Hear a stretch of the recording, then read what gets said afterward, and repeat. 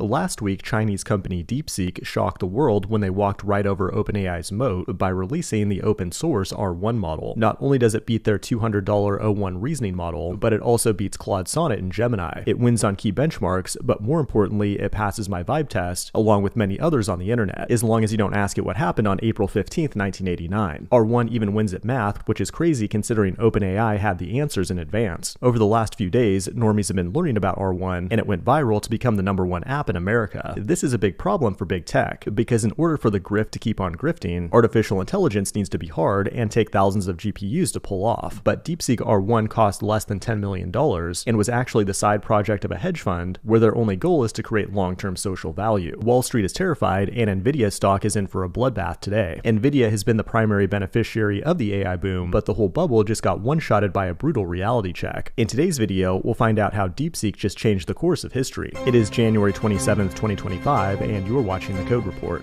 Big tech is literally shaking right now, as Sam Altman coped with a dramatic tweet. A revolution can neither be made nor stopped. The only thing that can be done is for one of several of its children to give it direction by dint of victories. I'm not sure if that's Napoleon Dynamite or Napoleon Bonaparte, but the funny thing is he damn near got ratioed by someone with an anime profile picture that said, "It's not that deep, bro, just release a better model." In addition, to try to remain competitive with DeepSeek, OpenAI is also offering its O1 mini model to free users. But that's not all. They also released a new thing called Operator, which gives AI access to a browser and allows it to click on buttons and fill out forms on your behalf, which is a game changer because that means you can have ChatGPT go attend your court-appointed DUI courses or anything else you might have to do online. In the future, humans will no longer need websites or UIs, only APIs that can interact with the AIs. Operator is currently only available to people on the $200 plan, and overall it gets pretty mixed reviews. That's cool and all, but the Chinese are really crushing it right now. DeepSeek is one thing, but they also released this thing called Hunyuan 3D, which can generate 3D meshes and textures, and that's huge for people like me who have spent years failing to get good at Blender. But the crazy thing about DeepSeek is that it was just a side project that cost very little money to produce. Even Mark Andreessen called it one of the most amazing and impressive breakthroughs he's ever seen, a profound gift to the world. And because of that, the stock market is panicking and just wiped out nearly $1 trillion in value, with Nvidia being the biggest loser, followed by other chip companies like Taiwan Semiconductor and Broadcom. You see, Nvidia's had basically a monopoly on AI training for the last decade, because they have better Linux drivers than AMD, and all the machine learning algorithms are optimized for libraries like CUDA, which is proprietary and can only run on Nvidia GPUs. And they have the infrastructure to connect all these GPUs together at scale. As AI models get bigger and more popular, so do the profits of Nvidia. But someone got DeepSeek running on a few Apple M2 Ultras, and that's the 680 billion parameter top of the line model. And that's terrifying if you're a tech investor pouring billions of dollars into AI, because if the best state-of-the-art model can operate on relatively cheap consumer hardware, and it's free and open source and developed in China, how are we going to make any mother effing money? People are calling this the Sputnik moment, when Russia launched the first artificial satellite into space in 1957. The United States was shocked at the time, and it took over a decade to make a comeback, when America made its pinnacle achievement of filming a man on the moon in Nevada. That's a joke, of course, and even the smartest technology in the world, DeepSeek, believes in the moon landings. We had a good run on this AI hype train, but now it's time to move on. I'm looking forward to brain chips, quantum computers, artificial meat printers, nano robots, digital resurrection, and all kinds of other tech that will make the world a better place. This has been The Code Report. Thanks for watching, and I will see you in the next one.